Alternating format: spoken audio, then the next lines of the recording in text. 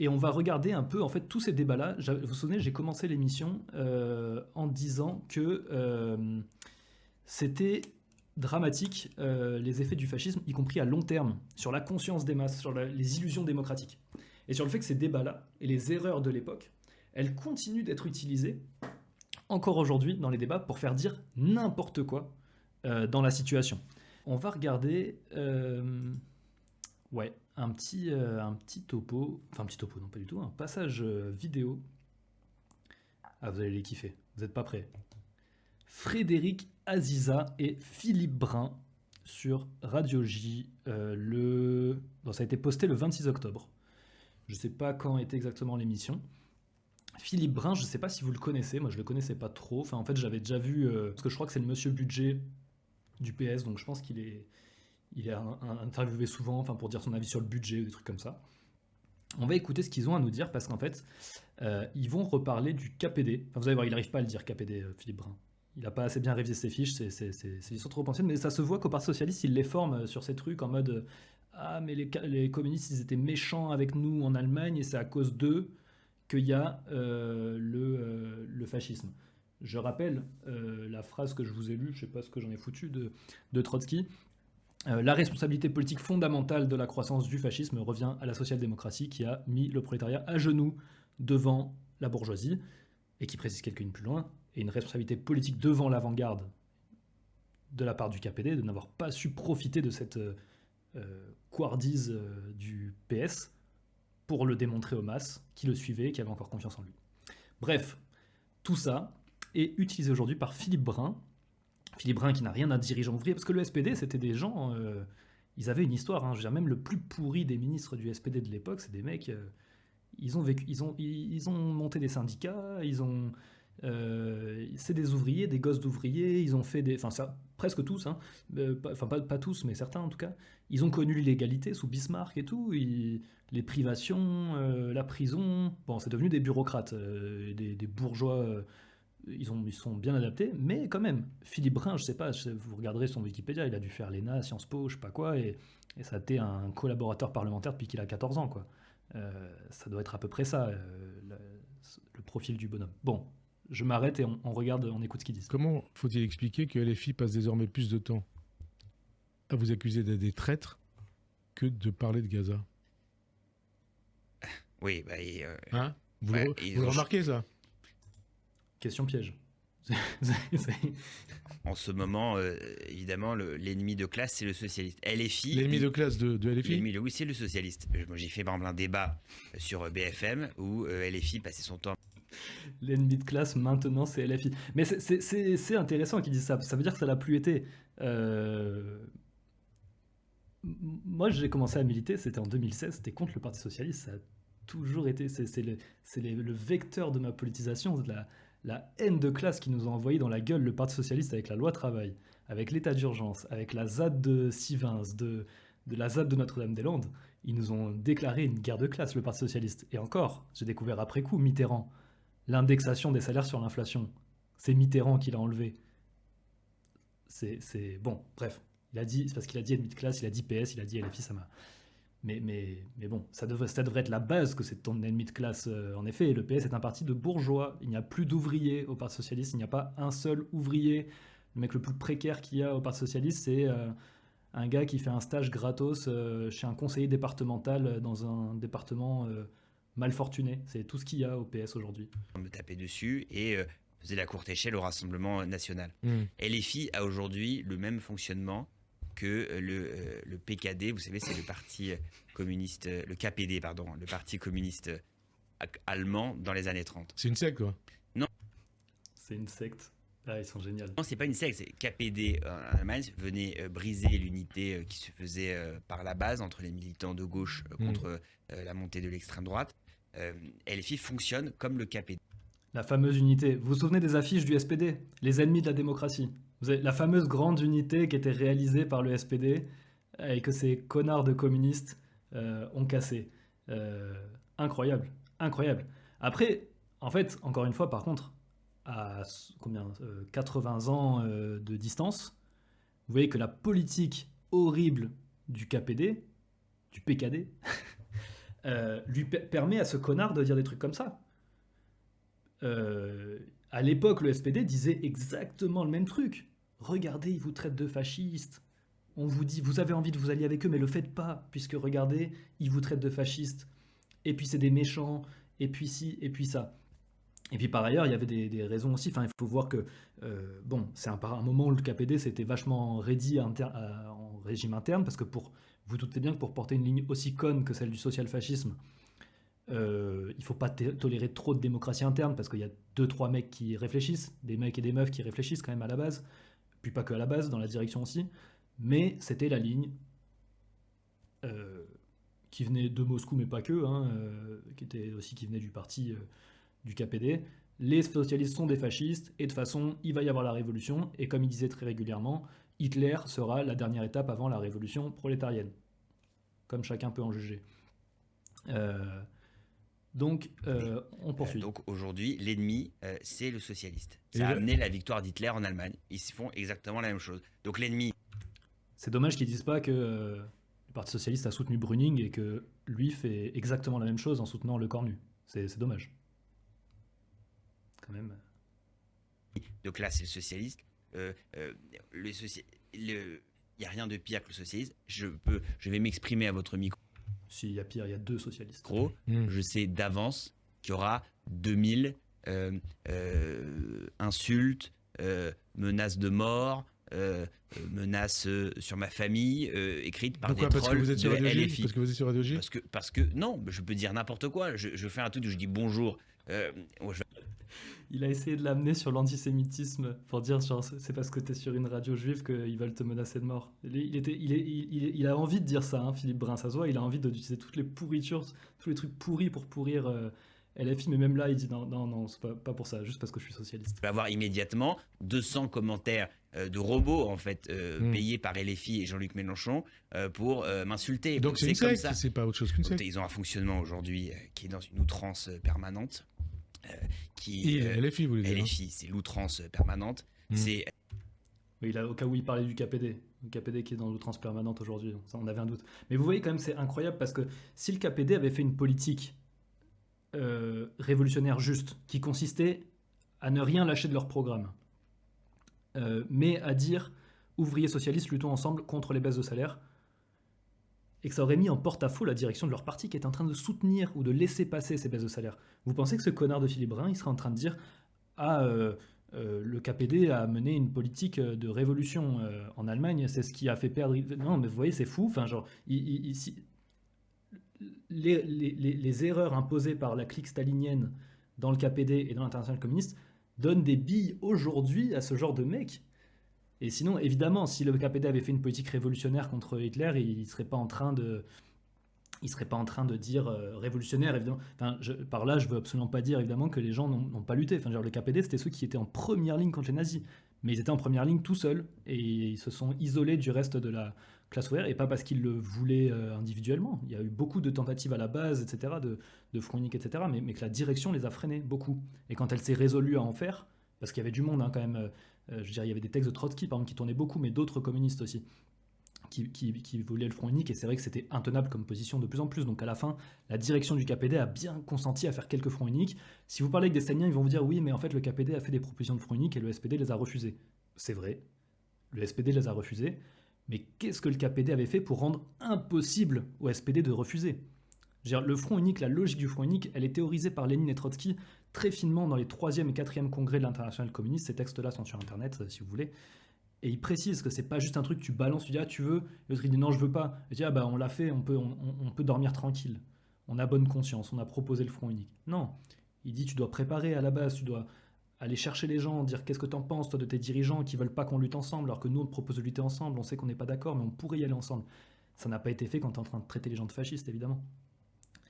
Après, je veux dire, j'en parlais l'autre fois avec un camarade allemand que je vous invite à aller suivre, Nathaniel Flakin, Revolutionary Berlin, si ça vous intéresse l'histoire de l'Allemagne, etc., et même les allers-retours comme ça avec le passé pour retrouver la petite fille Faf là, dont on parlait tout à l'heure, sur Insta, allez chercher Nathaniel Flakin, Revolutionary Berlin, camarade de l'organisation sœur de RP en Allemagne, qui me disait, c'est vrai qu'il faut s'imaginer, c'était c'était tellement, tu en prenais tellement plein la gueule quand tu étais communiste de la part des socialistes que c'était un peu tentant de penser que c'était des fascistes. C'est-à-dire comme aujourd'hui, plein de gens disent on est sous le fascisme, c'est Macron, c'est le fascisme.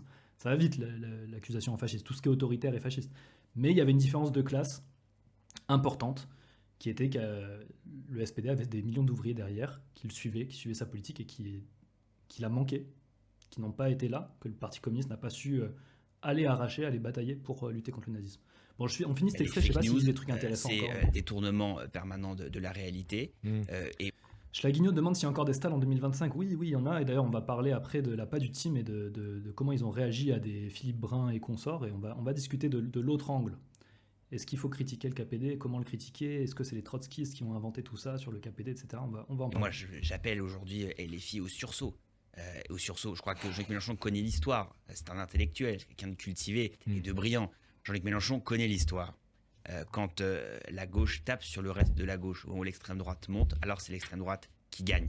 Le devoir de Jean-Luc Mélenchon... Bon, bref, c'est chiant ce qu'il raconte. Je voulais...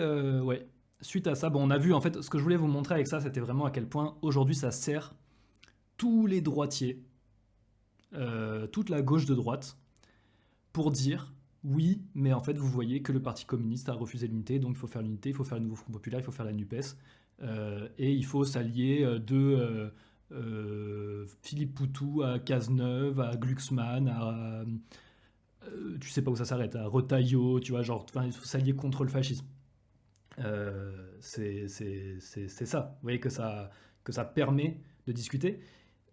Et par ailleurs, vous allez voir, on va regarder une réaction. Je me suis mis un petit timecode de la pas du team de Chris et Zoé face à Laurent Mauduit. Laurent Mauduit, qui est un ancien, très ancien, pas juste parce qu'il est vieux, mais parce qu'il a plus grand chose à voir, trotskiste, de l'OCI, où ont été formés Jospin et Mélenchon, qui sont en fait beaucoup de gens qui se sont recyclés dans le Parti socialiste, quoi, et même des fois plus à droite. Bon, il y en a un paquet, de toute façon, des anciens Stal, des anciens Mao, des anciens trotskistes, il y en a un peu de tout. Le problème, c'est que les anciens trotskistes, ils citent les passages qui les arrangent, et souvent le plus court possible, pour pas avoir à citer la phrase d'avant, la phrase d'après de Trotsky qui dit qu'il faut l'unité, et pour pas citer les phrases où ils précisent ce que c'est l'unité. Que l'unité que les révolutionnaires veulent avoir avec les ouvriers d'autres tendances, c'est une unité d'action, et jamais une unité politique, programmatique. Y a des phrases de Trotsky qui dit, par exemple, on peut s'allier contre les fascistes pour des accords de défense, pour leur tirer dessus, et pour pas qu'ils nous tirent dessus, avec le diable et sa grand-mère, et il citait même des ministres de l'intérieur socialiste, vous imaginez. Et donc il y a plein de gens, par exemple, j'ai vu au moment de 2024-2022, des trotskistes, ou qui se croient trotskistes, ou je sais pas trop, en tout cas des gens... beaucoup NPA de Poutou et Besancenot, mais aussi des anciens, les gens de l'après. Il y a pas mal de gens de l'après qui ont fait vaguement, quand ils ont été en L2, ils ont été trotskistes, qui te disent Trotsky a dit le diable et sa grand-mère, et donc on s'est allié avec François Hollande dans les élections. Ça, ce texte, c'est dans la révolution allemande et la bureaucratie stalinienne que Flo peut... Et aussi dans La Seule Voix, les deux textes là, que Flo peut remettre dans le chat. Si vous voulez aller vérifier par vous-même ce qu'il dit sur cette histoire de diable et de grand-mère, allez-y, parce que comme ça vous comprendrez, encore une fois, qu'il dit de ne jamais se présenter en commun avec les réformistes. Jamais. Et donc on ne parle même pas de gens qui ne sont pas réformistes, mais des bourgeois comme François Hollande, par exemple. Bref. Laurent Mauduit a écrit un livre sur ce qu'il a appelé collaboration, qui a l'air intéressant. J'ai pas eu le temps de le lire encore, mais je me suis, en fait, en préparant, j'ai regardé beaucoup trop de vidéos de lui, je me suis fait toute sa tournée promotionnelle. Il répète la même chose partout. Il a appris un script, on dirait. Mais donc, ce qui montre, c'est qu'il y a des patrons qui sont de plus en plus pro-RN, comme ils sont de plus en plus pro-Trump. Et alors, il répète partout, par exemple, qu'il a trouvé un patron encore un peu de gauche, qui est franco-australien. Il dit que peut-être parce qu'il est australien, ça lui fait une ouverture sur le monde. Je vous jure, texte, oui, ça, c'est comme le répondeur de ta banque. Tu sais que tu l'as tellement écouté que tu connais par cœur. Je connais par cœur son script sur le patron franco-australien qui n'est pas fasciste et qui aime la démocratie, etc. Bon. Chris et Zoé, dans cette vidéo, déglinguent Mauduit à raison et 100% d'accord avec eux sur le délire sur les patrons de gauche, les patrons démocrates, les patrons ci, patrons ça. Qui ne serait plus, qui avant était de gauche et Vous voyez, la gauche qui ferme les usines, la gauche qui fait le néolibéralisme, et maintenant ils sont devenus d'extrême droite, c'est pas bien, etc. Bon, bref. Mais, que dit Mauduit à la fin dans sa conclusion de son livre ? Il dit qu'il a beaucoup aimé le livre de Chapoutot. Moi aussi, j'ai beaucoup aimé le livre de Chapoutot. On va écrire un article là, qui sortira la semaine prochaine sur ça. Mais il dit l'angle mort de Chapoutot, c'est la question de l'unité de la gauche. Et c'est vrai, c'est un vrai angle mort du livre de Chapoutot qui ne pose pas cette question et qui du coup est amené à poser la question uniquement sur un terrain électoral et institutionnel, des combinaisons avec quelle partie de la droite et à quel moment, ou du centre bourgeois il aurait fallu s'allier. J'essaierai de montrer ça un peu dans l'article. Et qui pense peu la question en termes stratégiques, comme le feraient des marxistes, de mobilisation et de lutte des classes. Et donc, en fait, Laurent Mauduit, qu'est-ce qu'il veut, lui ? Il n'aime pas Mélenchon, il a une dent contre Mélenchon, il veut le NFP ou la NUPES. Et là, en ce moment, il n'aime pas trop Mélenchon, parce que Mélenchon, il y a encore 6 ou 8 mois, il disait qu'il fallait voter PS, et là, il dit qu'il ne faut plus voter PS, donc ça fait chier Laurent Mauduit. Bon, je suppose que tout ce petit monde sera de nouveau ensemble d'ici 6 mois, et donc on entendra de nouveau beaucoup d'insoumis, mais j'espère qu'ils garderont cette haine tenace contre le PS qu'ils ont actuellement, et qu'ils n'avaient plus en 2024 et en 2022, au moment de la NUPES, du Front Populaire. C'était RP, les fascistes qui veulent pas voter pour le PS, etc. Bon. Du coup, Mauduit nous dit le KPD voulait pas s'allier avec le SPD, Mélenchon veut pas s'allier avec le PS, et donc il va y avoir le fascisme en France. Voilà, c'est le. Bref, du coup, il discute contre Laurent Mauduit. Vous allez voir, mais en disant que c'est parce qu'il est trotskiste, ce serait une légende trotskiste que le KPD aurait eu une politique sectaire, etc. Bon, je laisse. Il y a assez longtemps, on va voir si je réagis à tout et tout, mais je vous laisse écouter de toute façon. Qui nous amène à la situation qu'on vit aujourd'hui, d'accord ? Oui, c'est ça qui a fait monter l'extrême droite. Elle parle des patrons de gauche. Juste, elle n'arrive pas au pouvoir, en fait, donc au point où on en est maintenant. Donc, ça, l'extrême droite qui arrive avant elle, quoi, tout simplement, comme Trump. Donc, contexte pour ce dernier extrait, ça part du dernier bouquin de Chapoutot, où Chapoutot, en gros, fait un parallèle entre la situation des années 30 en Allemagne, juste avant l'accession au pouvoir des nazis, et la situation en France actuellement. Oula. Plusieurs parallèles, donc crise économique, un centre au pouvoir qui fait des politiques austéritaires extrêmement brutales, etc., qui préfère donner des gages à l'extrême droite plutôt que donner des gages à la gauche, des médias détenus par des milliardaires, des grands propriétaires qui poussent l'extrême droite dans leurs médias, voilà, tout ça, quoi. Et à la fin, le centre... Chris dit oula, à ce moment-là, il a raison, parce que l'idée, enfin, en tout cas, si j'espère, j'ai réussi à faire passer un truc, c'est qu'on n'est pas en décembre 1932 en France aujourd'hui. Vous avez vu, il n'y a pas les milices nazies dans la rue, le mouvement ouvrier n'est pas défait, n'a pas subi de coup d'État par la bourgeoisie. Enfin, c'est tout ça qu'il faut prendre en compte quand on parle de Hitler qui arrive au pouvoir. C'est tout ce qu'il y a eu avant, là, tout ce que j'ai pris 2 heures à vous raconter. On coupera au montage le moment où je disais que ça allait durer qu'1 heure, d'ailleurs. Donc il dit oula pour ça. Évidemment, je pense que ça, c'est peut-être une brèche de Chapoutot. Par contre, ce que j'ai trouvé très intéressant chez Chapoutot, c'est les parallèles. Plein de gens disent dans le chat, on dirait qu'il parle de Retailleau, on dirait qu'il parle de Macron, etc. Et c'est vrai qu'il y a une dynamique interne au régime de raidissement et d'autoritarisme qui, pour le coup, est très actuelle, très intéressante, les parallèles. Mais en effet, si on finit le livre en se disant c'est qu'on est en 1933, il faut faire la NUPES et s'allier avec François Hollande pour éviter le fascisme qui est là dans 1 semaine, c'est catastrophique comme conclusion, si on tire ça. Mais bon, bref. Paf, ça va donner, ça va laisser les nazis au pouvoir, etc. Bref, c'est la take de Chapoutot. Et donc, Mauduit va parler de cette take. Et là, les amis, mais comment vous dire ? Jusque-là, vous vous disiez, bon, c'est un peu chaud ce qui est en train de se passer sur ce plateau. On commence à se dire que ça commence vraiment à se sentir pas bon. Mais alors là, les gars, mais préparez-vous, Chris. Je te le dis, tu n'es pas prêt. Tu n'es pas prêt pour ce qui va se passer. Quand on lit le livre et qu'on voit que cette collaboration, en tout cas ces liens, sont aussi avancés, quand on voit qu'il y a une telle volonté des plus hautes sphères du pouvoir économique, quand on constate toutes et tous que le pouvoir politique, par bien des aspects, n'est plus un rempart, est-ce que l'arrivée de l'extrême droite au pouvoir est encore évitable ? Je le pense, dans des conditions difficiles. C'est pour ça que moi, j'ai été très impressionné par la lecture de Chapoutot. Formidable, parce qu'en plus, les historiens souvent n'aiment pas les filiations sur longue période. Lui, il assume en disant la situation de l'Allemagne dès janvier, février 1933 est très comparable à la nôtre aujourd'hui. Attention. Déjà, c'est catastrophique. Et j'ai juste, je le fais observer dans mon livre en conclusion, une sorte de clin d'œil fraternel à Chapoutot, si je peux m'autoriser, parce que moi je ne suis pas historien. Et je trouve dans sa description, il y a un angle mort. Il manque un aspect dans la comparaison, si on poursuit le va-et-vient. Ce qui permet aussi à Hitler de prendre le pouvoir, c'est la terrible division de la gauche. Oui. L'angle mort de Chapoutot, c'est la lutte des classes. Et de ce point de vue-là, la division sur le terrain de la lutte des classes, si je devrais dire mon avis sur ça. Lui, vous avez compris, c'est la NUPES, ou le NFP, ce qui lui manque. Quitte la pièce. Alerte noisette des années 30 en Allemagne. Regardez, Chris raccroche les crampons. Alerte noisette, les amis, on est au top du top de l'alerte noisette. Mais attends, Chris, s'il te plaît, laisse-le. L'alerte noisette, je crois, c'est leur truc pour dire... c'est ceux qui veulent refaire le NFP, quoi. C'est l'union à tout prix, union de la gauche, etc. Je sais plus d'où ils en sortent ça, je crois, c'est de Tondelier, truc avec les écureuils, bon je sais pas, bon là on est carrément, oui c'est du pot Nutella là, hein, qui nous sort, c'est de la noisette en quantité, il faut s'unir avec le PS, arrêter de dire social traître, sinon il va y avoir le fascisme. Juste continuer un tout petit peu et après tu vas pouvoir. Après, non mais en plus c'est l'alerte noisette trotskiste quoi. Voilà, vous l'avez, alerte noisette trotskiste, donc on va y revenir, on va discuter de On va dire merci à Chapoutot parce qu'il essaye de nous sortir de ça, mais là je le sens venir, mais je garde mon calme, je garde mon sang-froid.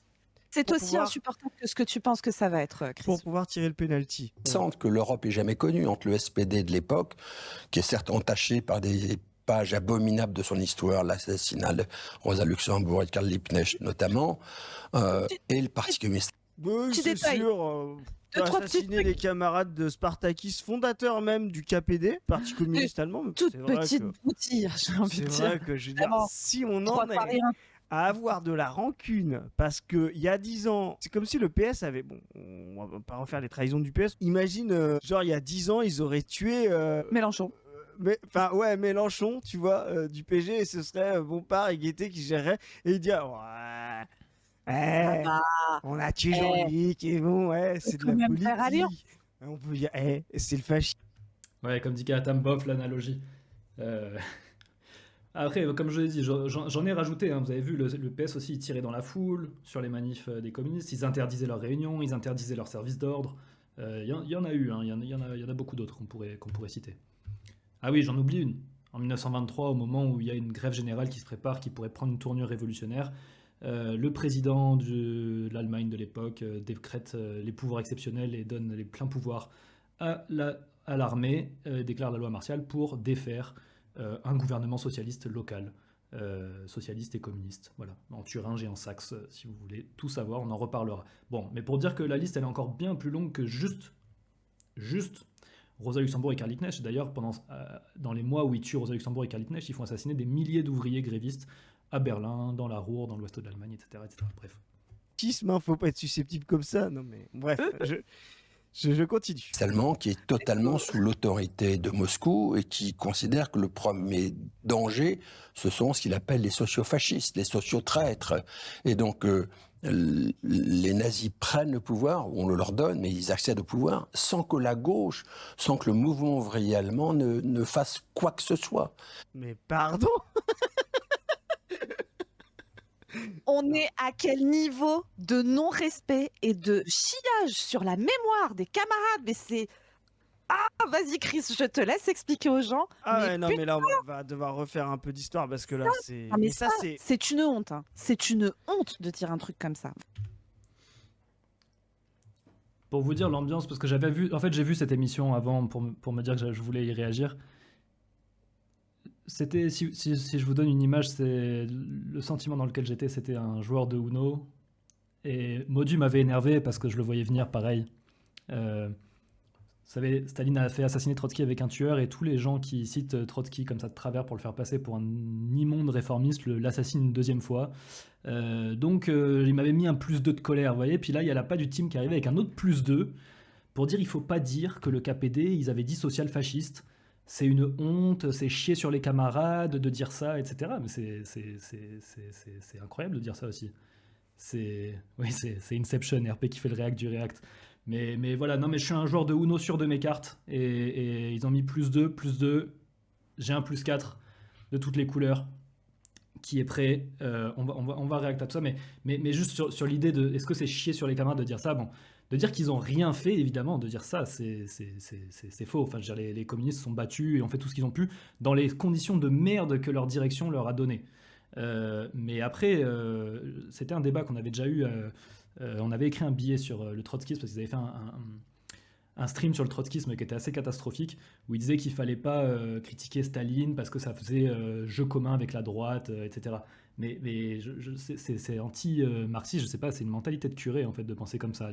Nos camarades sont morts. Vous savez, Luxembourg, elle a une phrase que j'adore, elle dit que le prolétariat, il va de défaite en défaite jusqu'à la victoire finale.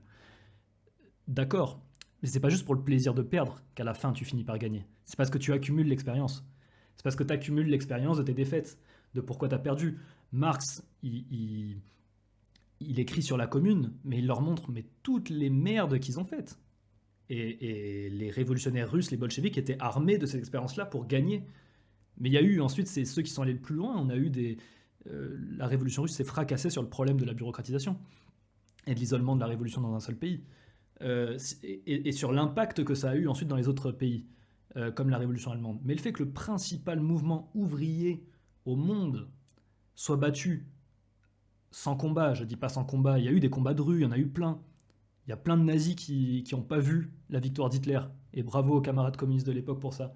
Mais la réalité, c'est que c'est pas des petits combats de rue. La question, c'est pas est-ce qu'ils ont lutté, etc. C'est est-ce que ce mouvement-là était encore en vie? Et de fait, la politique stalinienne, ça veut pas bien lutter ne t'assure pas la victoire, mais ne pas lutter, ne pas chercher à arracher chaque dernier ouvrier du Parti social-démocrate pour le tourner contre le parti nazi, t'assure la défaite. Et assure la défaite du plus grand mouvement ouvrier au monde. D'une part, a permis à Hitler d'arriver au pouvoir. Ce qui a changé, ce qui a mis le mouvement ouvrier international, et l'URSS en premier lieu, dans une position bien plus fragile, bien plus défensive que c'était avant. Et par ailleurs, bon, c'est ce qui a ensuite justifié tout un tas de conneries comme le Front Populaire pour dire qu'il fallait faire alliance avec la bourgeoisie contre le fascisme. Bon, je dis tout ça parce que vous voyez que si on dit les camarades ont été assassinés, les camarades sont morts, et ils avaient lutté, et donc on ne les critique pas, c'est une mentale de curé, franchement, de dire ça. Nous, on n'est pas là pour le salut des âmes, on est là pour sauver... aujourd'hui, armé des leçons des défaites et des victoires d'hier, et là on a une sacrée leçon de défaite. Et il faut chercher à en tirer des bilans. Et je mords un peu sur la suite, mais vous allez voir qu'ils ne tirent pas beaucoup de bilans. On a l'impression que la politique du KPD c'était parfait, quoi. Pas du team, ce qu'ils disent. Vraiment. Et ça, ce qui est intéressant, c'est qu'on a vu le parcours de Mauduit, c'est tout à fait le discours de la social-démocratie et maintenant du social-libéralisme venu par les trotskistes. Parce que là-dessus, ils sont d'accord.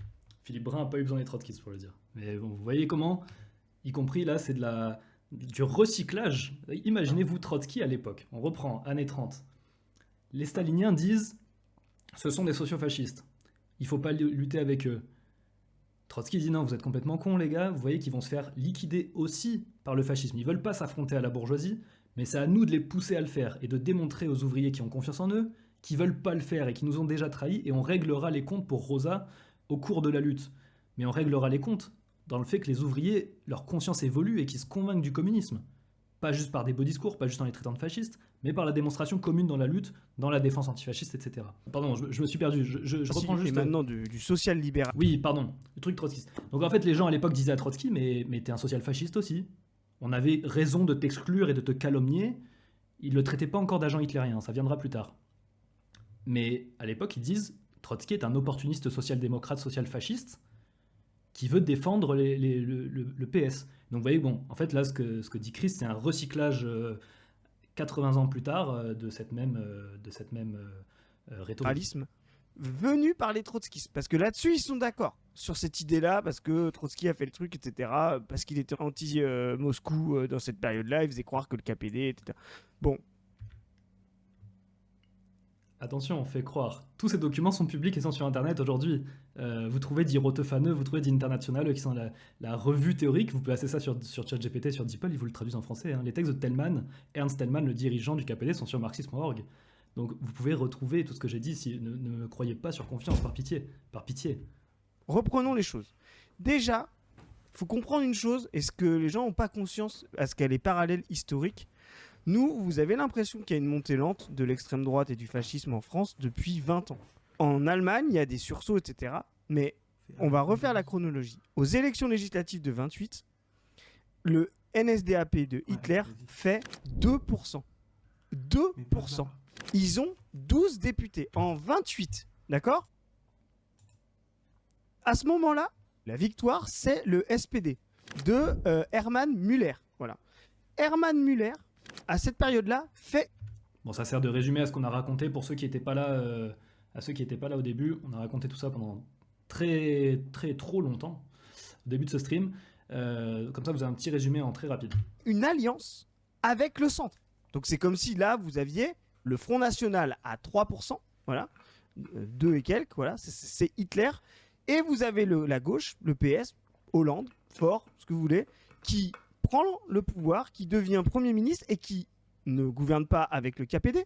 Ils n'ont jamais proposé ça. C'est le Parti communiste allemand. Voilà, et le SPD de Hermann Müller, c'est les sociaux-démocrates, etc. Je rappelle qu'à l'époque, Hermann Müller est chancelier, il gouverne avec le centre, il fait des réformes pour détricoter la protection sociale. Historiquement, les premières retraites ouvrières, les premières protections sociales viennent d'Allemagne. Ça a été longtemps un pays justement partagé avec les mouvements ouvriers, le SPD. Il fait ça avec le centre Zentrum, etc. Donc il trahit. Clairement, il trahit, alors que le fascisme ne pèse que 2%, Zoé. Tu vois ? Donc on n'est pas face à... non, on est obligé de gouverner le centre. Voilà, ils font ça. Ils explosent pendant la crise économique. Ils font n'importe quoi. Ils sont incapables de s'opposer au plan Dawes, au plan Young, les plans organisés, des crédits de guerre par les Américains qui voulaient continuer de saigner l'Allemagne pour les faire payer d'après la guerre. Le SPD ne s'y oppose pas, c'est-à-dire le représentant de la classe ouvrière ne s'y oppose pas. Il négocie avec JP Morgan, les banques américaines, la continuité de ces crédits de guerre. Enfin, tout ça est une catastrophe. Donc, ils font ça 2 ans. Au bout de 2 ans, Müller démissionne. Ils mettent donc des chanceliers, Brüning, ensuite ce sera von Papen, etc., mais du Zentrum. Ah, mais on n'avait pas vu sa photo à lui aussi. Vous voyez, il inspire la confiance aussi, lui. Voilà. Austérité, lui aussi, tu le vois, c'est un vampire, quoi. Le mec, il va te sucer ton oseille, il va te prendre ton oseille, le peu que t'as, même celui que t'as pas, il va te le prendre. Du centre, du macroniste aujourd'hui, et le SPD ne fait tomber aucun des gouvernements. Il continue d'être la majorité de ces gens-là. La cerise sur le gâteau, je rappelle, en 28, vous êtes à 2% de Hitler. Donc là, vous avez quoi ? Qu'est-ce qui se passe ? Le KPD monte, le SPD trahit avec le centre, le NSDAP, de fait, monte aussi parce que c'est le seul qu'on n'a jamais essayé de l'autre bord et il est appuyé sur la petite bourgeoisie en crise. NSDAP, c'est les parti nazis. nazi. Voilà, ouais. Le NSDAP monte parce que justement la trahison du prolétariat par le SPD fait apparaître le NSDAP. Rappel, NSDAP signifie Parti national-socialiste des travailleurs allemands, c'est qui se prétend justement une défense aussi des travailleurs, là où les socialistes... Sur ça, il faut souligner, c'est intéressant, il y a beaucoup de travaux historiques, mais le nazisme a vraiment très peu pris dans la classe ouvrière. Il y a eu des travailleurs nazis, mais ça, c'est une différence par rapport à l'extrême droite contemporaine qui a plus de prise dans la classe ouvrière. On le voit aux États-Unis avec Trump, mais on le voit même y compris en France.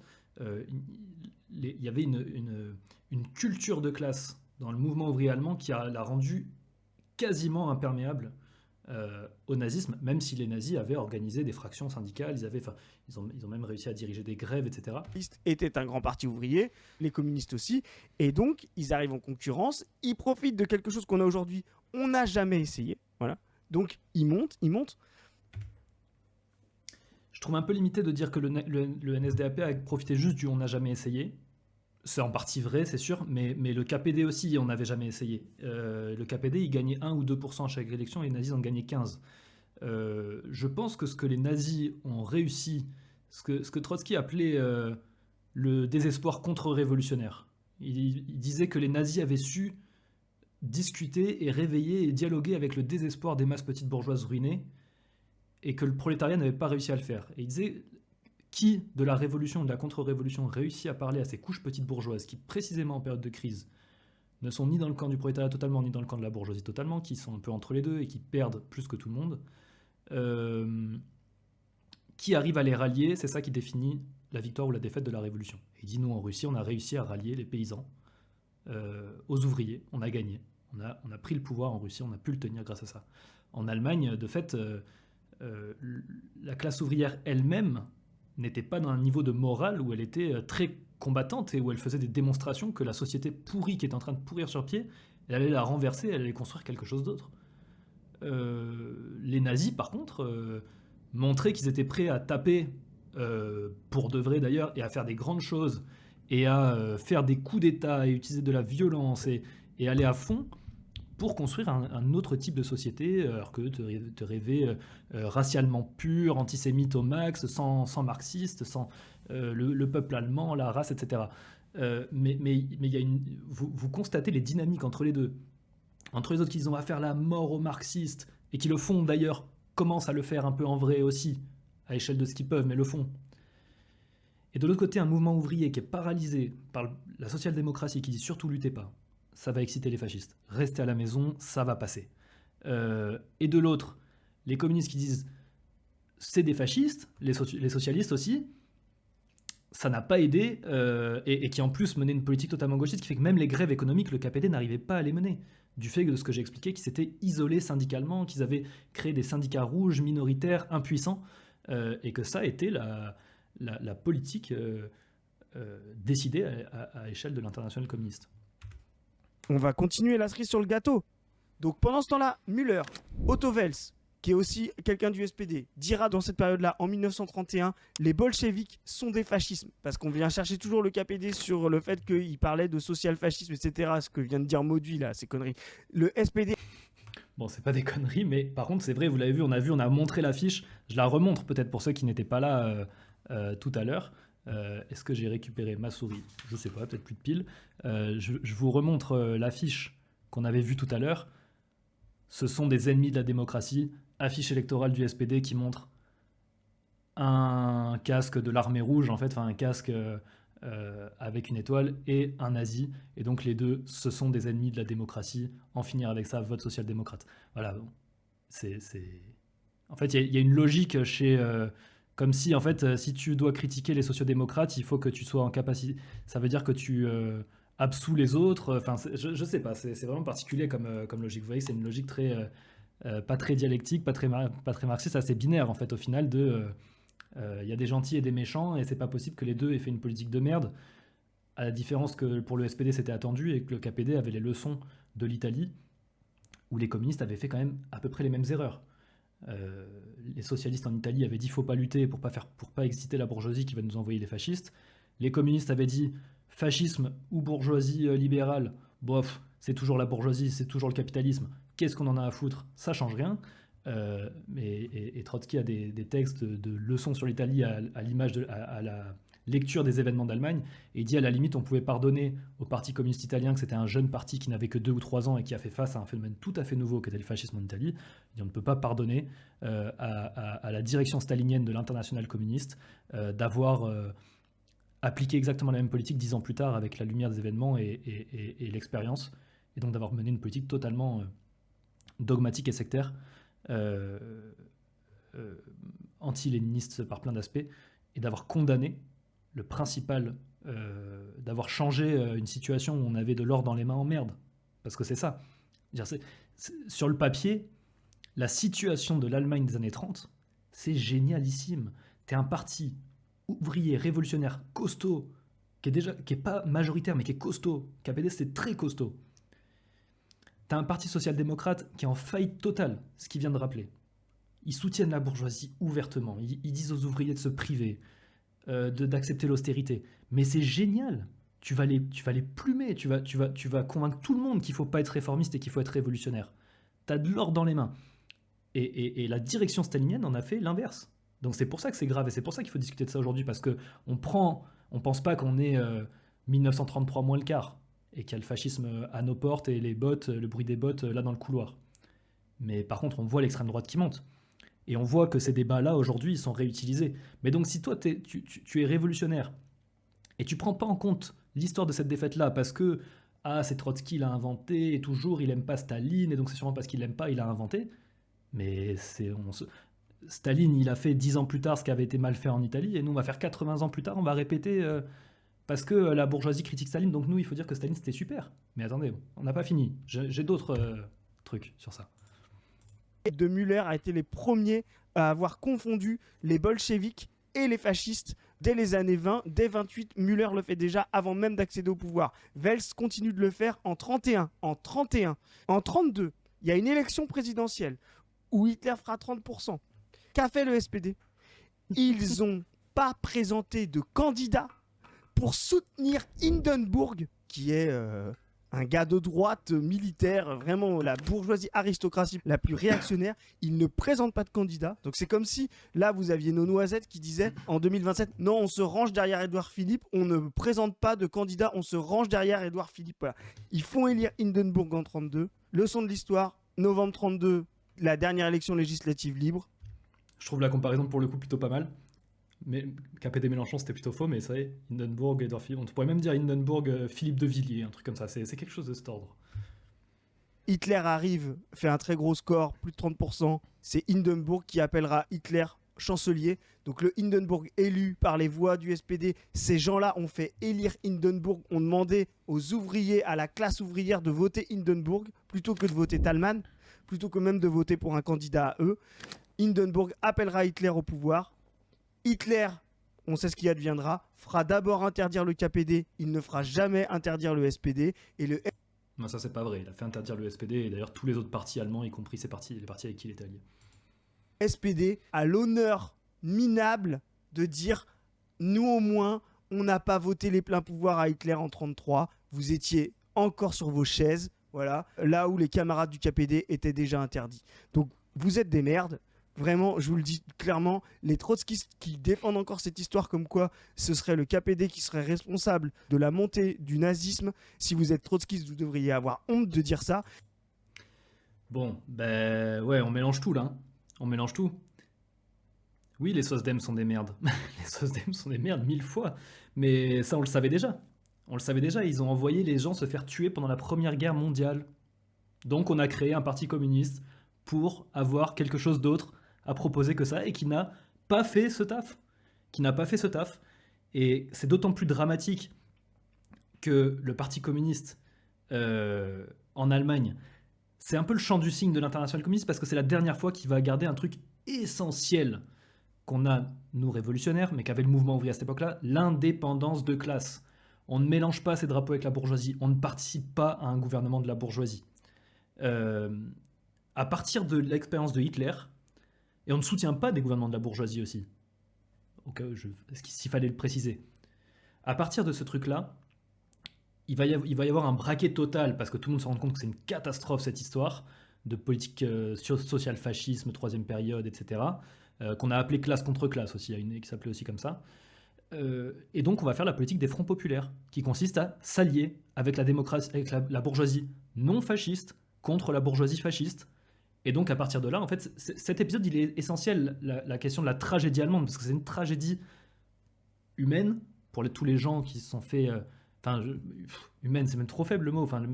Ça a conduit à la Shoah, ça a conduit à la Seconde Guerre mondiale, etc. Mais c'est une tragédie stratégique pour le prolétariat. Parce que derrière, ça a justifié que le Parti communiste qui avait été créé contre les sociodémocrates, qui on l'a vu, les sociodémocrates font des alliances avec la bourgeoisie, en veux-tu, en voilà. Des fois, ils font même pas d'alliance, ils font eux-mêmes la politique de la bourgeoisie. Mais c'est comme ça. Ils étaient là pour ça. Ils ont rempli ce rôle historique. Mais le Parti communiste devait incarner une continuité du marxisme révolutionnaire. Il a arrêté de le faire à partir de 1933 en se montrant incapable de lutter face au fascisme. Et après ça, il fera des alliances avec la bourgeoisie. Le Front populaire, c'est ça. Et sans parler après de ce qu'il a fait encore après. Que ce soit les gouvernements d'union nationale avec la droite à la Libération, que ce soit les gouvernements d'union de la gauche, avec Mitterrand, etc. Mais de fait, le Parti communiste va arrêter l'indépendance de classe à partir de cette époque-là. Et donc c'est pour ça que Trotsky va commencer à dire après 1933, et surtout, à la limite il dit on se serait fait latter en 1933, mais on tire la leçon et ça réveille tout le monde, c'est reparti, on y va. Mais il voit que tout le monde continue sur la lancée et fait la politique inverse. Staline va faire la politique du SPD en France, et en Espagne, et dans d'autres pays. Trotsky se dit mais c'est fini, cette internationale a dégénéré comme la deuxième internationale social-démocrate avait dégénéré, il nous en faut une quatrième. Donc elle est essentielle cette période-là parce que c'est là que Trotsky va considérer qu'il faut une quatrième internationale. Avant ça, il avait bataillé contre tous ceux qui disaient il nous faut un nouveau parti. Il disait non, pas encore. Le parti communiste peut être redressé. À partir de là, il dit c'est fini, il n'y a plus rien à sauver. De gens qui sont infoutus, de tirer les bilans et de reconnaître qu'ils se sont chiés total. Et je trouve ça dramatique qu'à 80 ans de distance, la discussion, ça c'est les trotskistes qui disent c'est les socialistes. Et après, il y a des opportunistes total qui se cachent derrière Trotsky pour justifier une politique SOSDEM. Bon, bah c'est la vie. Mais il faut avoir la décence de dire que le trotskisme, c'est l'anti-ça. Le trotskisme, c'est la tradition qui maintient l'indépendance de classe, là où les staliniens, soit ont refusé de manière gauchiste l'unité ouvrière. Et l'unité ouvrière, c'est pas faire des bisous au Parti socialiste, c'est démontrer aux masses que c'est des connards. Ça veut dire ça. Et de l'autre côté, après, ils se sont jetés dans les bras de la bourgeoisie. Et en fait, c'est marrant parce que Chris va le dire juste après aussi, sans spoiler. Et si vous êtes en plus repris par des social traîtres comme Laurent Mauduit, vous devriez avoir honte de A à Z. Et que personne ne le reprenne, moi je trouve ça fou, furieux, quoi. C'est la trahison absolue. Je veux dire, là, ce qu'on voit, c'est vraiment de montrer que, en fait, quand vous êtes dans les noisettes, on le redit, on vous le redit, et ça, c'est vraiment le truc, à la fin, ils trahiront tout. Ils feront élire la centre, la droite, soi-disant, pour ne pas avoir le fascisme, et ils feront venir le fascisme. C'est exactement ce qui s'est passé. Ce n'est pas le KPD, le Parti communiste allemand, qui a empêché ça, qui a permis ça. C'est le SPD. Oui, le fait que la bourgeoisie, elle évolue en période de crise, quand les moyens démocratiques d'exploiter les masses, de les tromper, etc., ne marchent plus, parce qu'il y a... Les gens, ils veulent se battre pour leur beefsteak ou pour garder des libertés démocratiques et que la bourgeoisie, elle veut plus les tolérer parce qu'elle a besoin de se réarmer.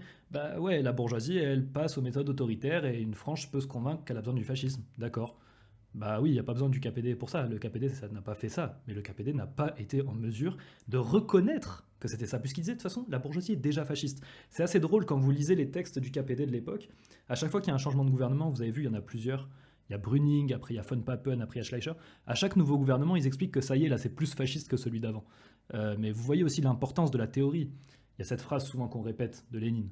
Pas de mouvement révolutionnaire sans théorie révolutionnaire. Mais parce que la théorie, si tu as une mauvaise appréciation de la situation, tu fais des conneries. Tu fais des conneries très graves et qui se payent. Sur le terrain de la lutte des classes et de la révolution et de la contre-révolution, les erreurs, elles se payent très très cher. Donc on peut se jouer de mots et dire voilà, ils avaient raison, truc, machin, mais bon, surtout quand après c'est pour dire que le KPD, c'est le parallèle, c'est avec Mélenchon. Vous voyez qu'en fait, on reste en fait toujours sur le terrain de la démocratie institutionnelle, alors que précisément le débat là où Trotsky essayait de l'amener et de secouer tout le monde pour qu'il se réveille, c'est qu'il fallait le mener sur le terrain de la lutte des classes, des actions de masse, de rue, dans lesquelles la question électorale peut jouer un rôle annexe. Mais c'est pas la question des blocs ou de trucs ou de bon, bref. Et juste pour finir, quand on vient accuser Staline d'avoir manipulé ça, en 1935, Staline signe un accord de partenariat militaire avec la France, d'accord ? Il est tout... Ouais, ça il faut en dire un mot, parce que c'est ce qui a permis le Front Populaire. C'est un accord où après quoi Staline dit « Je reconnais le droit à la France de la défense nationale ». Et la défense nationale, c'est ce sur quoi les socialistes et les communistes se sont différenciés. Les socialistes disaient « Chaque ouvrier doit défendre son pays et mourir pour son pays ». Les communistes disaient « Non, la classe ouvrière est une classe internationale qui n'a pas à mourir pour son pays. Elle doit mourir, si elle doit mourir, dans la guerre de classe contre les capitalistes ». Et c'était sur la Première Guerre mondiale, ça a été la différenciation. Et après que l'URSS fasse des accords avec des pays, elle en a fait plein. Mais ce qui change en 1935 avec cet accord Laval-Staline, c'est que ça va avoir un impact sur la politique intérieure du Parti communiste, parce que Staline va considérer que maintenant qu'Hitler est au pouvoir, c'est une menace imminente et de mort pour l'Union soviétique, c'est clair et net, c'est évident. Donc il faut trouver des alliés militaires, donc pourquoi pas d'aller chercher des alliés militaires en lesquels il faut avoir aucune confiance évidemment, dans la France impérialiste, l'Angleterre impérialiste, etc. La question c'est qu'ensuite elle va dire, maintenant que la France est notre allié, le Parti communiste ne doit plus faire la révolution. Et donc le Parti communiste en France va gommer toute référence révolutionnaire dans son programme et va être d'accord pour faire des alliances avec le Parti radical, qui est un parti de la bourgeoisie. Et par exemple, dans la question coloniale, c'est très intéressant de voir qu'à partir de 1935-1936, le Parti communiste arrête de défendre l'indépendance des colonies françaises parce qu'ils disent que sinon elles vont tomber dans les mains d'Hitler et de Mussolini, et ils défendent plutôt l'assimilation. ce qui était l'inverse de leur programme. C'est le moment où le Parti communiste va se mettre à avoir une politique nataliste, parce qu'il faut faire des gamins pour aller à la guerre, et qui va se mettre à défendre la démocratie bourgeoise, là où avant il disait qu'il fallait une France soviétique. Bon, c'est le moment où Staline va passer de la truc social-fasciste à il faut aller vers un accord avec la bourgeoisie. Ensuite remis en question par Laval dans les années 30, et il sera toujours mis de côté par la Grande-Bretagne, etc., justement de faire une alliance avec Staline contre le fascisme avant la guerre. C'est la Grande-Bretagne et la France qui ont laissé monter Hitler et qui ont empêché justement de s'attaquer à Hitler avant qu'il n'arrive en guerre, et qui ont poussé les communistes à faire un pacte de non-agression avec les nazis. Enfin, vraiment, cette histoire, il faut vraiment la reprendre de A à Z, parce que... C'est vrai hein, ce qu'il dit. La France et l'Angleterre qui ont trahi leurs engagements pris envers l'URSS. Après, bon, les promesses n'engagent que ceux qui y croient. Et bon, quant au pacte Hitler-Staline ou Molotov-Ribbentrop, du nom de ceux qui l'ont signé, vous voyez qu'il fait partie de cette même logique de chercher des appuis, pas dans le mouvement ouvrier international, mais des appuis dans la diplomatie bourgeoise, dans la diplomatie impérialiste. C'était au final ce à quoi s'est réduit le stalinisme, et qui change totalement. Par exemple, si vous prenez l'époque de la guerre révolutionnaire, enfin de la guerre civile, pardon, de la révolution russe, Lénine, Trotsky et bon, sûrement Staline à l'époque, je ne sais pas où il en était dans le parti, mais tous les bolcheviks font confiance pour sauver la révolution russe, pas à la diplomatie, mais à des mouvements révolutionnaires de masse dans les autres pays. Et la réalité, c'est que Staline va freiner les mouvements révolutionnaires dans les pays avec lesquels il est allié, pour soigner ses accords diplomatiques comme des moyens de monnaie d'échange. Et donc, en fait, de ce fait-là, il va empêcher la révolution, et empêcher la révolution dans un monde qui court à la guerre, dans un monde... et donc, empêcher la révolution, c'est très concret, hein, c'est en Espagne, tu assassines les révolutionnaires. Ça veut dire ça, empêcher la révolution. Ça veut dire, en France, tu soutiens un parti, le Parti socialiste, le Parti radical, qui interdisent les associations anticoloniales. Tu interdis la presse des trotskistes, et tu en dis que c'est des hitléro-trotskistes. En URSS, tu assassines toute la vieille garde bolchevique dans des procès de Moscou. Et d'ailleurs, c'est assez intéressant, je voudrais juste dire un mot sur ça, mais on en reparlera.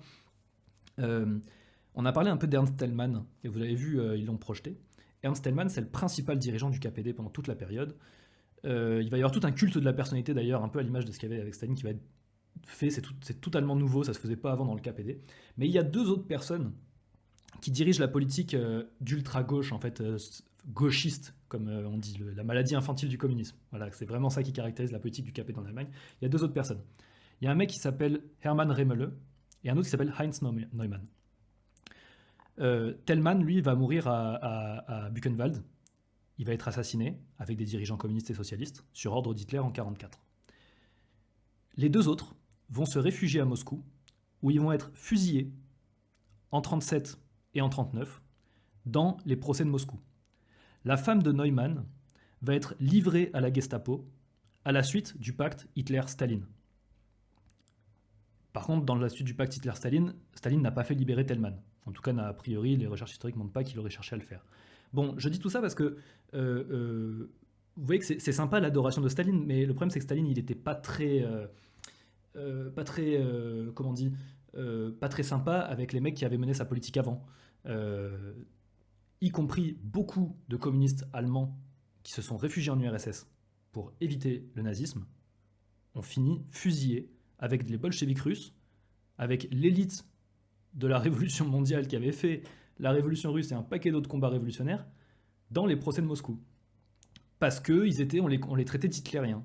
On avait dit qu'en fait, finalement, ils avaient une déviation idéologique qui les rapprochait de l'hitlérisme. Au moment où Staline s'apprêtait à signer un pacte avec Hitler. Enfin bon, vous vous rendez compte du niveau de confusion des cerveaux, et pour que ça encore, on répète encore aujourd'hui ces trucs-là. Et après, ça a créé un niveau de confusion. C'est tragique de regarder les biographies des gens du KPD, des gens qui ont été des fois soldats pendant la Première Guerre mondiale, qui ont survécu, qui ont fait la révolution en Allemagne, qui ont survécu à la contre-révolution en 18, qu'on refait en 23, etc. La plupart sont morts dans les camps. D'autres sont morts en Espagne, sur le front. D'autres ont été arrêtés en France, en Gestapo. D'autres se sont réfugiés en URSS, et un paquet d'entre eux ont été liquidés à ce moment-là. Et d'autres, en fait, qui ont survécu à tout ça, c'est une telle confusion politique, c'est une telle trahison de tous leurs idéaux, que t'en as même beaucoup qui ont fini à droite. La femme de Neumann, je raconte, qu'elle se fait pas assassiner, mais elle se fait livrer à la Gestapo, elle a survécu au camp. À la fin de sa vie, elle a fini, je crois, SPD et même CDU. Vous savez, c'est le parti de droite en Allemagne. Mais il y a beaucoup de ces militants et beaucoup de staliniens très sincères, c'est-à-dire qui étaient très staliniens, qui ont suivi tous les mensonges de Staline et les changements de ligne à 6 mois près. Un coup, on est ultra-gauche, un coup, on se rallie avec la bourgeoisie, mais qui ont fini par péter un câble, de se dire, mais en fait, ce truc est pire que tout, et qui, du coup, ont fini par avoir même une position droitière. Et c'est ça qui explique aussi que beaucoup d'anciens maoïstes, d'anciens staliniens, et même d'anciens trotskistes, qui ont cru à l'idée que... qui ont défendu un temps, on va dire, l'idée qu'il fallait défendre l'URSS, mais pour faire une révolution politique en URSS, mais défendre l'URSS, mais qui au bout d'un moment se sont dit, bon, bah en fait, on va pas y arriver. Et qui ont baissé les bras. Mais il faut voir face à quoi on s'affrontait. Face à quoi tu t'affrontais à l'époque. C'est ce niveau-là, quoi. Enfin, il faut le comprendre. Bref, j'ai fait long, mais ça m'a énervé un peu. Et tu vois, ce qui est encore plus honteux, quand je disais que c'est une insulte à la mémoire des camarades communistes, c'est que putain, face au fascisme, Laurent Mauduit, tu vois, qui passe son temps à dire nanana, la lutte contre l'extrême droite, la lutte contre l'extrême droite. Ceux qui se sont le plus opposés à l'extrême droite dans l'histoire, ce sont les communistes, d'accord. Nous n'avons pas à rougir de notre histoire, de l'histoire de notre camp politique. Je sais que ça fait chier plein de monde quand on rappelle ça, quand on vient essayer de reparler de cette histoire qui a été tordue par ces mecs-là, les mecs comme Laurent Mauduit, qui sont les mecs qui ont littéralement accompagné, permis, donné un vernis progressiste et de gauche à des mecs qui ne le méritent absolument pas, qui sont les artisans de la merde dans laquelle nous sommes aujourd'hui, qui sont les... Elle parle des patrons de gauche dont parle Mauduit, les fameux patrons de gauche. J'ai revu cet extrait d'un film où il y a un mec qui dit...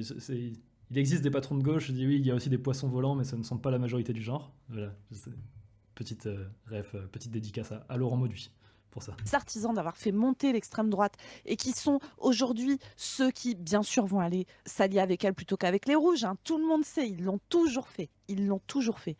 Et venir voir Laurent Mauduit dire ce niveau de mensonge historique. Chris vient de vous rappeler comment ça s'est passé en réalité en Allemagne au début des années 30.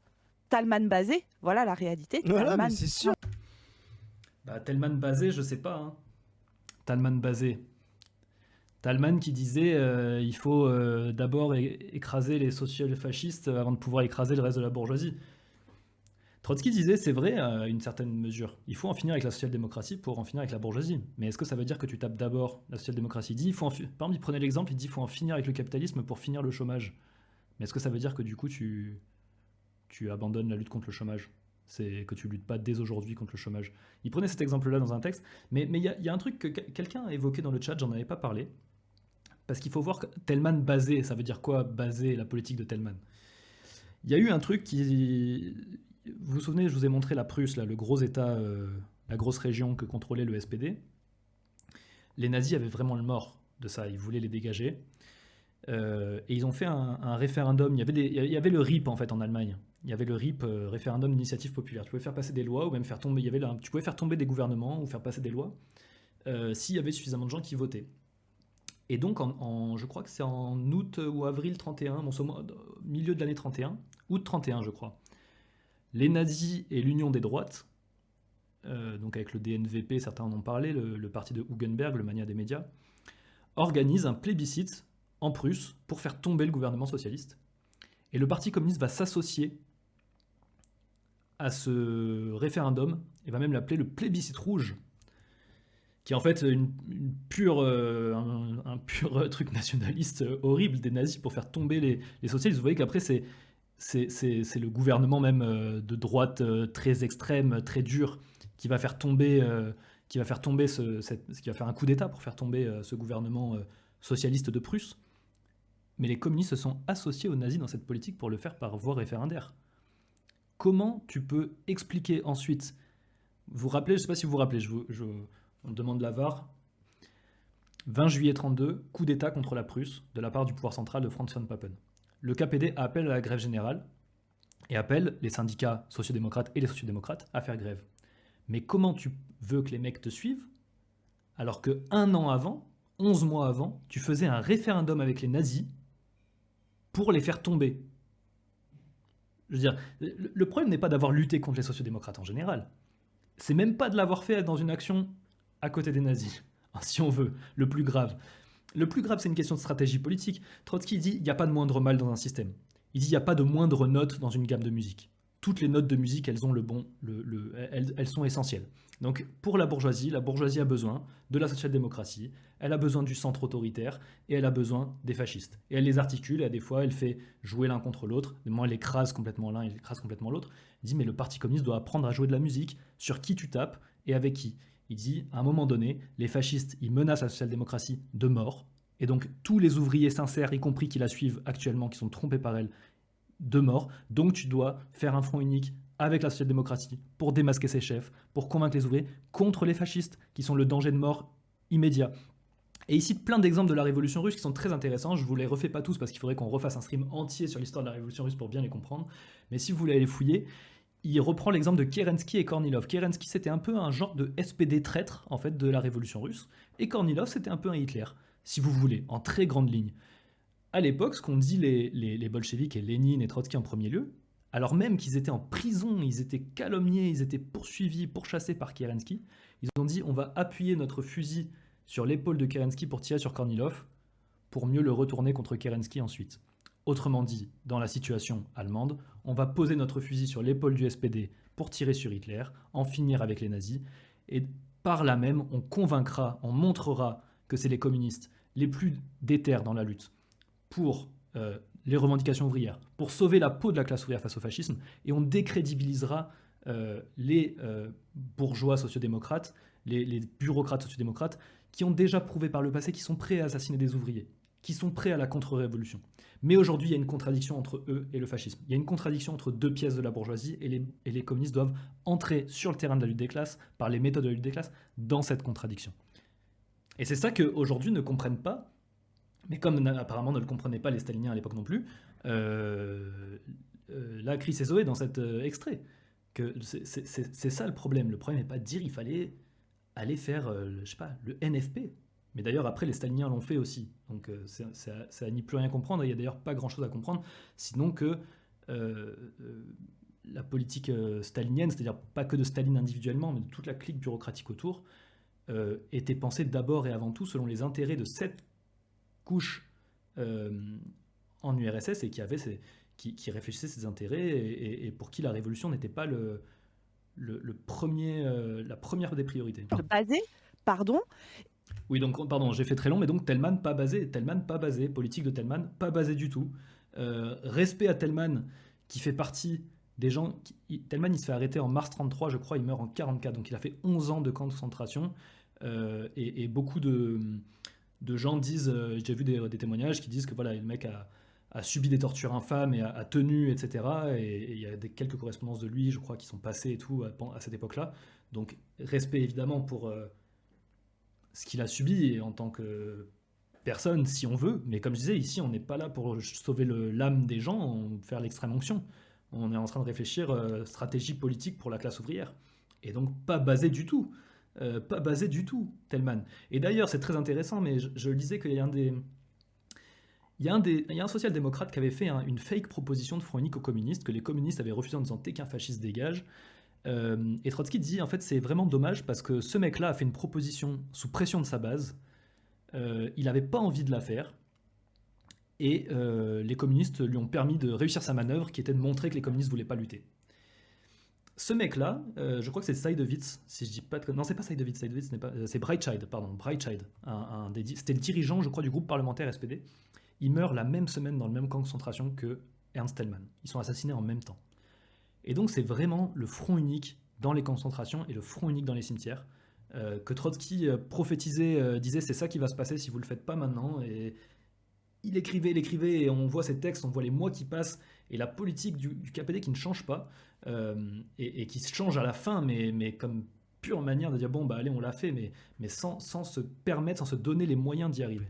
Et derrière les camarades communistes en Allemagne, mais avez-vous une idée du prix qu'ils ont payé de leur engagement communiste pendant que le SPD était bien planqué, etc. Alors bon, il y en a certains c'est les premiers à avoir été interdits. Les militants communistes des années 30 et 40 en Europe ont payé de leur vie le fait de faire tomber le Reich. Si le Reich n'a pas duré 1000 ans, mais 10, c'est parce qu'il y avait des militants communistes en face, c'est parce qu'il y avait la Russie communiste en face. 20 millions de morts russes, c'est évidemment vrai, très vrai.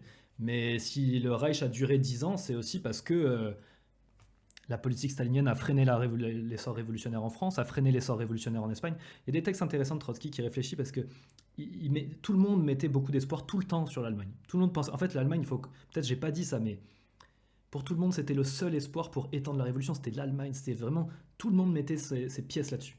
Et donc le fait que l'Allemagne, ça disparaisse, ça devienne un enfer contre-révolutionnaire fasciste, c'est la catastrophe. Il faut repenser tous les plans.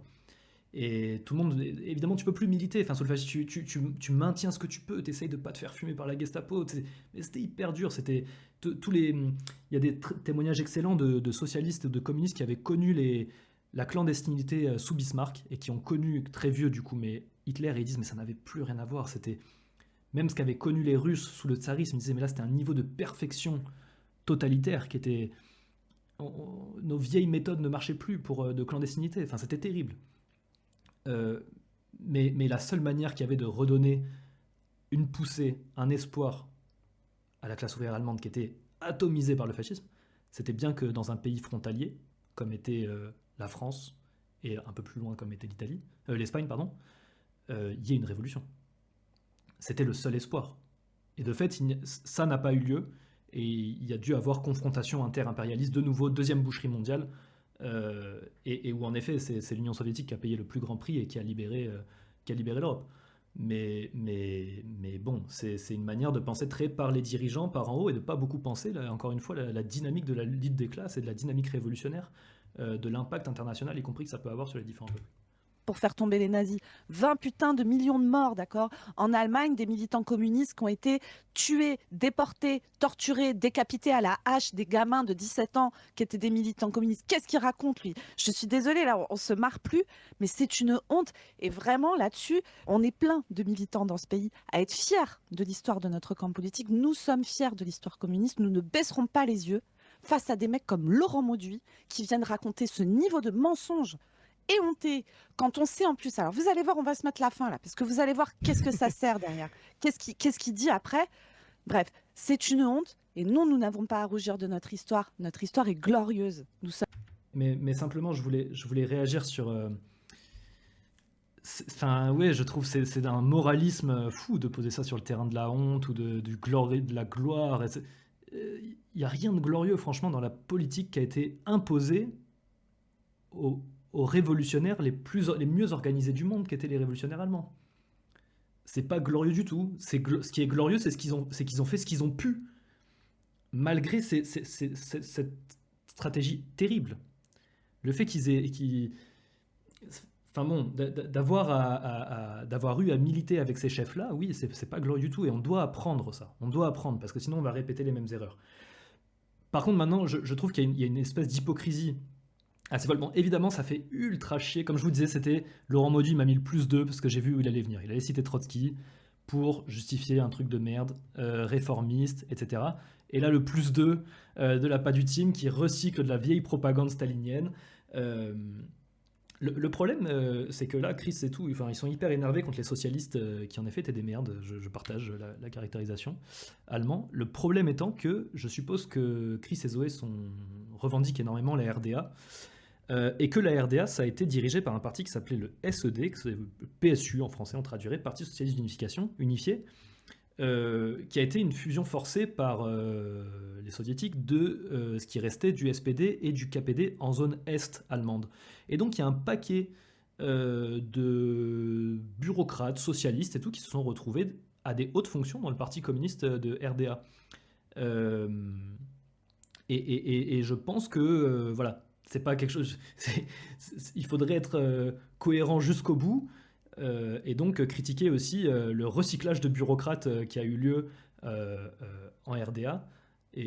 Bon, parce que de dire les socialistes étaient planqués, etc., qui étaient planqués, il y a des textes de beaucoup de communistes qui disent les grands chefs des organisations, qu'elles soient socialistes, communistes ou syndicales ou autres, trouveront des passeports et pourront aller dans l'émigration aux États-Unis, en France, en Russie, etc.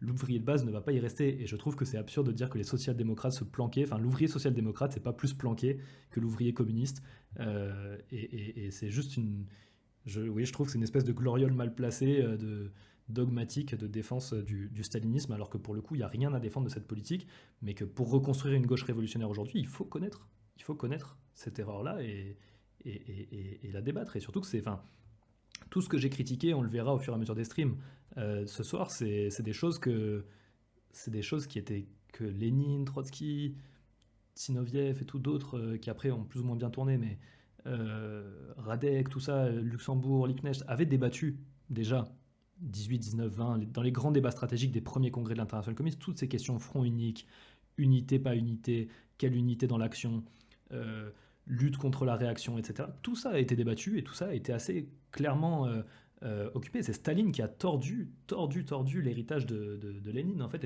et d'autres, mais qui était l'héritage révolutionnaire, là aussi payé de la vie de nombreux camarades qui avaient subi la torture, la clandestinité, l'emprisonnement. Donc en fait, on peut dire aussi qu'il faudrait avoir honte, totalement honte, de vouloir refaire la gloire de la glorieuse politique de Staline qui a mené le KPD à la défaite, qui avait été elle-même...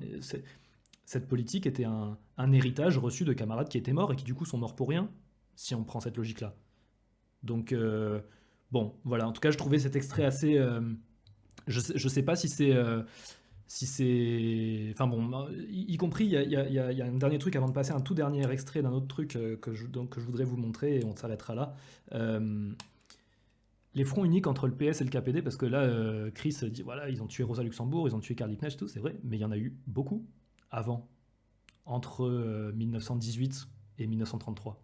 Et en fait, 1930, il y en a eu plein, des fronts uniques. Qui ont été plus ou moins bien gérés par le KPD, mais quand ça l'a bien été, ça a plutôt servi au KPD. Le KPD s'est construit et a gagné des ouvriers, a convaincu des ouvriers de la Révolution, mais Rosa Luxembourg était toujours morte et toujours assassinée par les sociodémocrates, mais ça n'a pas empêché à cette époque-là le Parti communiste de faire des fronts uniques. Ernst Thälmann, que Zoé dit basé Thälmann, Thälmann à la base, il joue un rôle dans un premier temps dans le parti autour de 1926, qui est de faire un tournant vers le front unique, là où d'autres militants comme Ruth Fischer ou Arkady Maslow, qui étaient des dirigeants de l'aile ultra-gauche du KPD, qui à une époque aussi en 1924 ne voulaient pas faire de front unique, Thälmann est arrivé en disant si on va faire plus de front unique. Et donc vous voyez en fait le dogmatisme stalinien qui est d'imposer des changements de ligne brutaux et d'imposer y compris un resserrement de la démocratie interne pour empêcher que ces choses-là soient discutées. Parce que sinon, le communiste de base aurait bien voulu discuter, mais qui a décidé cette idée à la con que maintenant les sociodémocrates sont des sociofascistes, alors qu'avant ils n'étaient pas sociofascistes, maintenant ils sont devenus, après ils ne le seront plus. Qui décide ça? Bon, il faut bien fermer la discussion interne si tu veux pouvoir débiter de telles conneries et les maintenir dans le temps, et puis pouvoir changer l'air de rien ensuite quelques mois plus tard. Je voulais montrer, pour faire la boucle en fait, pour les courageux qui sont restés jusqu'au bout, vous allez gagner un petit extrait, un dernier react. Là de toute façon on a explosé les scores de compteurs, donc bravo aussi, merci aux camarades qui sont en régie, qui tiennent, à qui j'impose ce rythme jusqu'au bout de la nuit. J'avais commencé l'émission, pour ceux qui n'étaient pas là, en disant que, en citant un truc de Trotsky d'un texte qui s'appelle Fascisme et mot d'ordre démocratique, où il disait qu'une des choses les plus réactionnaires du fascisme, c'était que il recyclait, mais il redonnait de la force aux illusions démocratiques bourgeoises. C'est-à-dire l'illusion que la démocratie bourgeoise, comme c'est quoi, c'est la phrase de Churchill, non, peut-être que si quelqu'un l'a en exact, mais il dit quoi? Il dit la démocratie est le pire des systèmes, mais je n'en connais pas de meilleur. Ou c'est le seul que je connais. Ou je sais plus, c'est une connerie comme ça. Donc en fait, voilà, tout ce qui n'est pas fasciste, c'est la démocratie, donc c'est super. Donc et tout ce qui est pas, tout ce qui remet en cause la propriété privée, c'est la dictature, c'est l'URSS, c'est pas bien. Voilà, donc ça c'est le discours classique des bourgeois. Donc en fait, démocratie égale économie de marché, égale propriété privée des moyens de production. Et si c'est pas ça, c'est sûrement totalitaire ou fasciste. Bon voilà, vraiment pauvreté de l'esprit total, mais surtout mensonge historique immense. Mais c'était ce que disait Trotsky. Il dit en fait c'est tellement horrible le fascisme, ça explose tellement tout, ça fait reculer toute la société tellement en arrière, y compris du point de vue des idées, et parce que des idées elles ne vivent pas sans des organisations pour les porter. Donc quand tu écrases un parti qui a 50 ans d'histoire ouvrière, 60 ans d'histoire ouvrière comme c'était le SPD, 20 ans d'histoire ouvrière comme c'était le KPD, bah, tout ce qui porte avec eux disparaît. Un camarade argentin m'avait raconté à quel point c'était difficile après la dictature de trouver certains livres. Par exemple, c'est un exemple. les livres disparaissent. Mais donc vous imaginez en Allemagne, avec le niveau de destruction qu'il y a eu, puis il y a eu la guerre par-dessus, etc., et le niveau de confusion politique que les différentes organisations qui ont continué à exister en exil ont mené, bon, vous imaginez le niveau de confusion dans les esprits. Et par exemple, Trotsky, il analysait dans les années 37-38 qu'il y avait des démocrates chrétiens, donc des gens de droite plutôt, centre-droit, qui faisaient de la lutte armée contre les nazis, au nom de la démocratie bourgeoise. Il disait, mais c'est incroyable que ces gens-là, qui peut-être il y a 10 ans, ils auraient pris les armes, ils se seraient insurgés contre le capitalisme, maintenant ils le font... c'est des gens qui n'ont jamais connu autre chose que le nazisme, et ils pensent que la démocratie bourgeoise c'est la 7e merveille du monde, alors qu'il y a 10 ans elle a montré qu'elle avait fait faillite. Bref, c'était ma prise de position du début de ce stream pour montrer que c'était important les caractérisations contre sur le fascisme, sur l'extrême droite et tout, et que ça ne devait pas nous faire abandonner tous nos principes. Sur ce, je vous montre un effet concret de ce phénomène réactionnaire du fascisme et de l'extrême droite qui est de ressusciter les clichés ou les préjugés dans la démocratie bourgeoise. Et je vois ta question, Constance, j'essaie d'y répondre après. Tac, on va écouter cette émission. C'est une émission du mois d'avril de Au Poste, où Besancenot était invité pour parler de son bouquin En finir avec les présidents.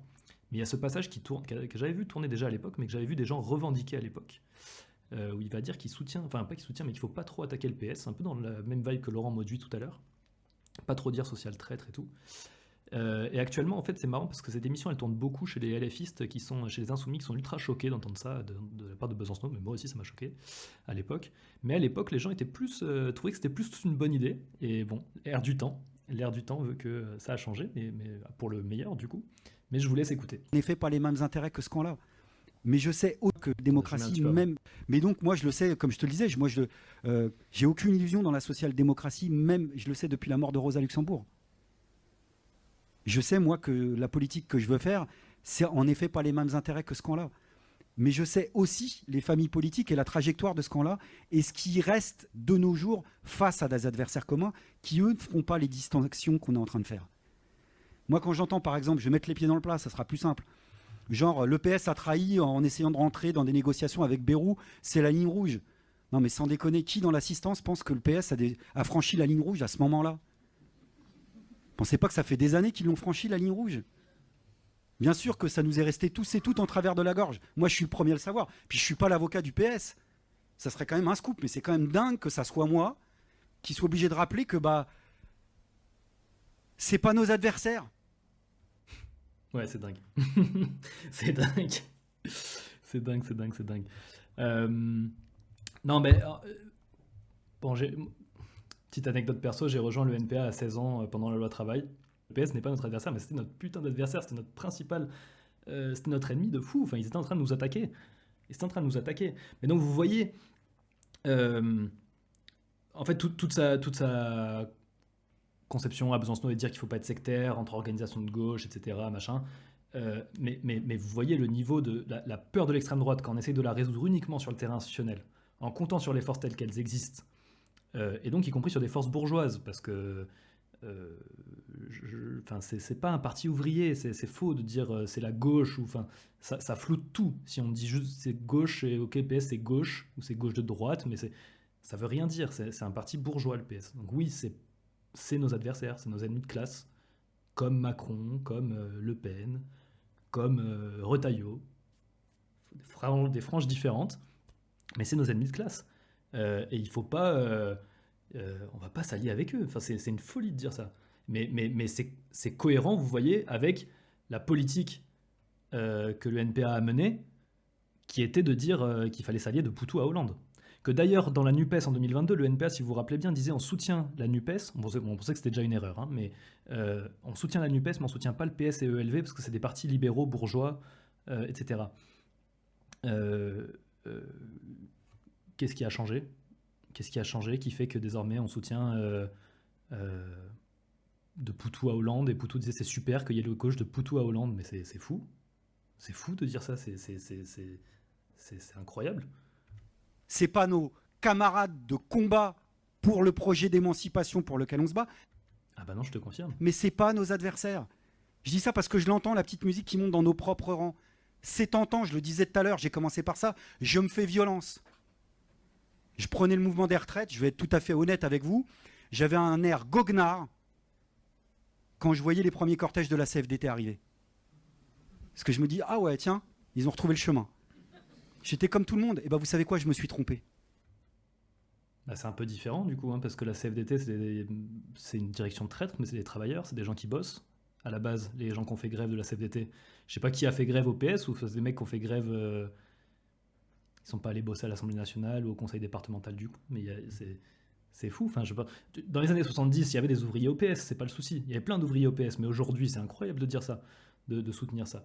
Bon, mais on va pas faire plus long. Il y a vous pouvez retrouver cette vidéo, peut-être on en reparlera, je pense qu'on en reparlera, parce que par ailleurs, je trouve qu'elle est dramatique à la fois, parce que Besancenot, il incarne la radicalité pour plein de gens, il incarne la révolution de la LCR et tout, il est connu depuis longtemps, et c'est le mec, les gens lui disent ah ouais, toi tu dis ça, il dit c'est incroyable que ce soit à moi de dire ça, mais c'est à personne de dire que le PS c'est pas nos adversaires, bien sûr c'est nos adversaires. C'est comme, je me souviens qu'on avait fait, je sais plus, il y a une vidéo je crois d'un cortège de RP qui avait chanté P comme pourri, S comme salaud, à bas le Parti Socialiste, ou un truc comme ça, ou social traître, ou tout le monde déteste le PS. On avait chanté tout le monde déteste le PS. Et je me souviens d'une pluie de commentaires à cette époque qui avait dit vous faites le jeu du RN, il faut taper sur le RN, pas sur le PS. Mais le RN, il est très utile s'il permet de pas taper sur le PS.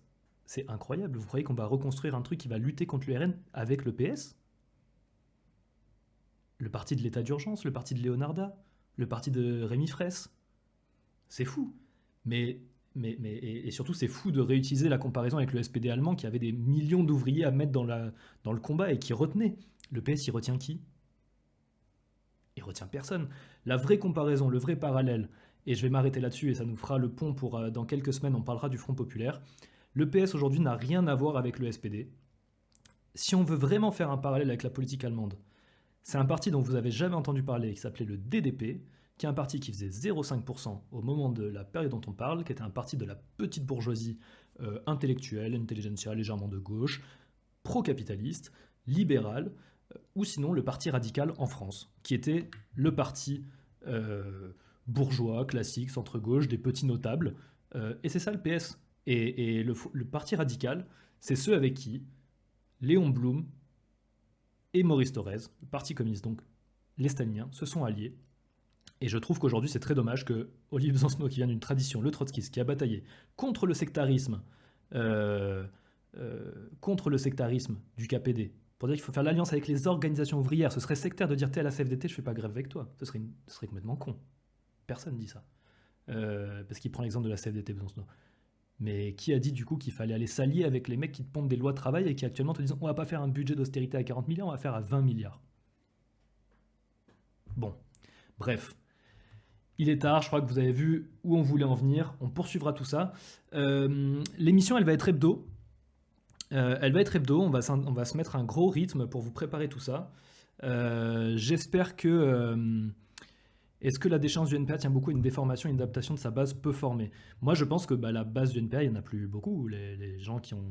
Il n'y a plus grand monde au NPA aujourd'hui. Je pense qu'il y a une nouvelle base qui est plutôt des gens qui veulent être révolutionnaires, mais qui veulent surtout soutenir LFI. Qui sont LFI, mais qui n'aiment pas trop le truc que dit Mélenchon, les 5 continents, le militarisme, le service militaire et tout, ça leur plaît pas trop. Le NPA, c'est une couverture pour soutenir la même politique, mais tu prends des airs plus internationalistes et plus révolutionnaires. Tu dis, je me fais violence pour soutenir le Parti Socialiste, mais tu les soutiens. Bon, voilà. Merci à tous. Ah, pardon, Constance, ta question, c'était qu'est-ce qu'on fait avec les gens qui ont soutenu le fascisme ? Je crois, c'était ça, je la retrouve plus. Comment on traite les gens qui ont soutenu ou qui ont accepté le fascisme, même passivement ? On les traite pas bien, je pense, je sais pas. Non, après, si on parle des gens qui ont vécu, c'est-à-dire l'ensemble de la population allemande, ils ont dû supporter le fascisme. Mais en fait, la question, elle n'est pas que... On parlera beaucoup dans les prochains streams, on parlera de l'articulation entre la classe... C'est-à-dire tous les gens d'une classe, les partis, les représentations politiques et la direction, et comment il y a une articulation. Est-ce qu'une classe qui a été totalement atomisée, comme c'est le cas de la classe ouvrière en Allemagne, il y a eu des éclats d'héroïsme, des individus qui ont résisté, même de la micro-résistance. Et plein qui ont rien dit, qui ont fermé les yeux, qui ont essayé de survivre. Mais ça dépend si on parle de ça ou des gens qui ont été les hauts fonctionnaires qui signaient passivement les bons de transport pour Auschwitz et qui avaient l'impression de le faire comme s'ils avaient transporté des sacs de pommes de terre, qui là, à mon avis, n'est pas la même chose. Donc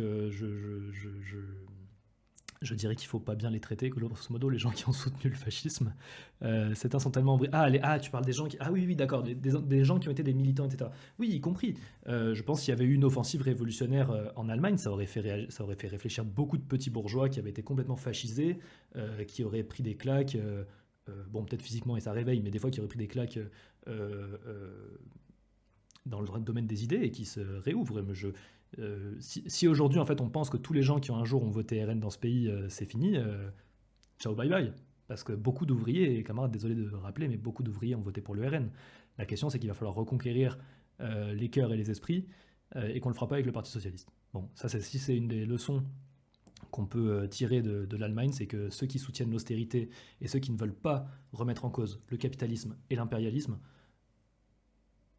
sont des obstacles et pas des appuis pour lutter contre l'extrême droite dans toutes ses dimensions, bonapartiste, fasciste, etc. Bref, on s'arrête là-dessus. Voilà, merci beaucoup, c'était Stream de la critique. On se retrouve lundi prochain et tous les lundis suivants. Passez une bonne soirée. Allez lire, étudier cette période, creuser, militer. Et on se retrouve lundi prochain. Merci à vous tous.